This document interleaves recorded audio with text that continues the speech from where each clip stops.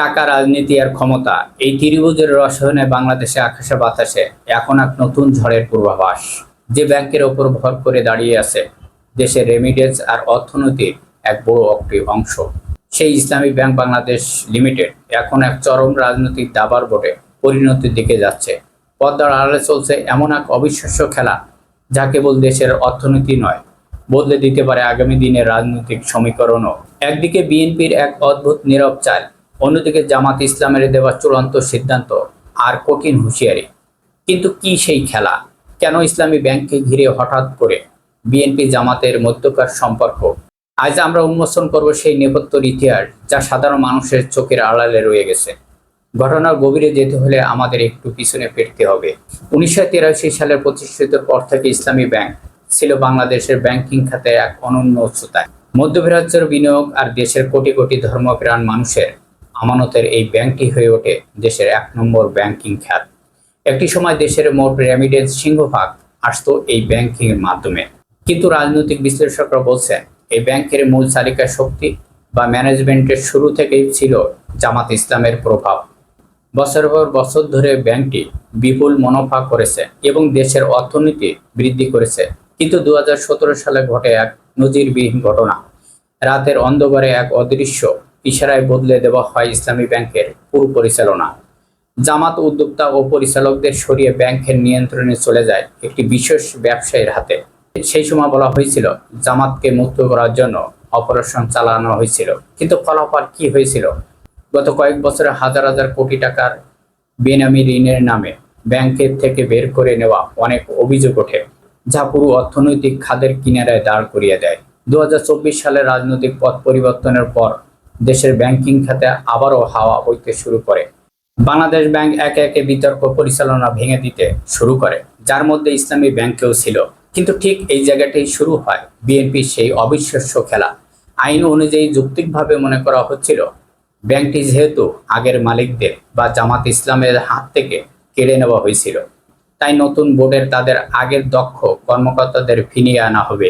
কিন্তু পদ্মার আড়ালে এক নতুন সমীকরণ ঘটে, যা অন্তর্বর্তীকালীন সরকারের আমলে ব্যাংকের সংস্কারের ভিতরে একটি বিশেষ রাজনৈতিক মহল কাজ করেছে। বিএনপি চাচ্ছে না এই ব্যাংকের নিয়ন্ত্রণ পুনরায় সম্পূর্ণভাবে জামাতের হাতে ফিরে যাক, কারণ ইসলামী ব্যাংকের মতন একটি আর্থিক মুনাফা নিয়ন্ত্রণ যার হাতে থাকবে, আগামী নির্বাচন ও রাজনীতি তাদের অর্থনৈতিক শক্তি বহুগুণ বেড়ে যাবে।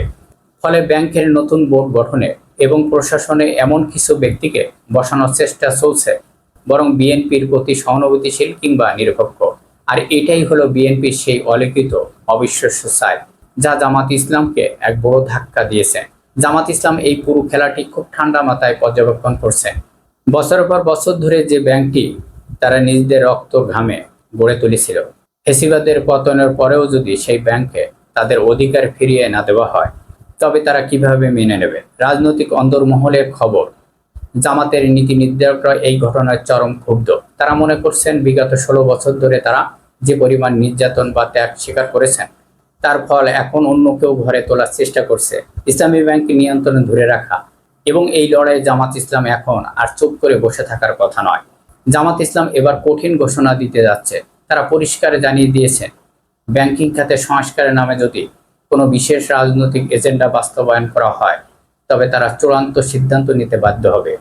এই চূড়ান্ত সিদ্ধান্ত হতে পারে রাজনৈতিক জোটের বড় ধরনের পরিবর্তন, কিংবা সরকারের ওপর চাপ সৃষ্টি এবং রাজপথে কঠোর অবস্থান নেওয়া। আর্থিক খাতে বিশেষজ্ঞরা এই পুরো বিষয়টিকে দেখছেন দেশের অর্থনীতির জন্য এক চরম আত্মঘাতী খেলা হিসাবে। অতীতে যেমন রাজনৈতিক উদ্দেশ্য ব্যাংকটির সর্বনাশ করা হয়েছিল, ঠিক তেমনি এখন যদি ক্ষমতার ভারসাম্য রক্ষার নামে ব্যাংকটিকে আবারও নতুন কোনো রাজনৈতিক তকমা দেওয়ার চেষ্টা হয়, তবে সাধারণ মানুষের ব্যাংকের ওপর থেকে চিরতরে আস্থা হারিয়ে ফেলবে। ইসলামী ব্যাংক কোনো রাজনৈতিক দলের সম্পদ নয়, এটি দেশের কোটি কোটি মানুষের আমানতের ঘর, প্রবাসীদের রেমিটেন্সের মূল ভিত্তি। এখানে যদি যোগ্য ও দক্ষ ব্যাংকের প্রকৃত অংশীদারদের ফিরিয়ে আনা না হয়, তবে দেশের রেমিটেন্সের প্রবাহ থমকে যাবে, যা বর্তমান ভঙ্গুর অর্থনৈতিক পুরোপুরি ধ্বংসের মুখে ঠেলে দেবে। ইসলামী ব্যাংকের নিয়ন্ত্রণ শেষ পর্যন্ত কার কবজায় যাবে? এই বিএনপি চাল কি সফল হবে, নাকি জামাতের কঠিন বার্তায় দেশের রাজনীতি নতুন কোনো সংঘাতের জন্ম দেবে, তা সময় বলে দেবে। তবে দেশের সচেতন নাগরিক হিসেবে সকলের একটাই কাম্য, ক্ষমতার নোংরা খেলা বন্ধ হোক, রক্ষা পাক আমাদের জাতীয় অর্থনীতি ইসলামী ব্যাংকের বিষয় নিয়ে। আপনাদের কোনো মতামত থাকলে অবশ্যই আপনাদের মতামত কমেন্ট বক্সে লিখে জানাবেন। ধন্যবাদ। আল্লাহ হাফেজ।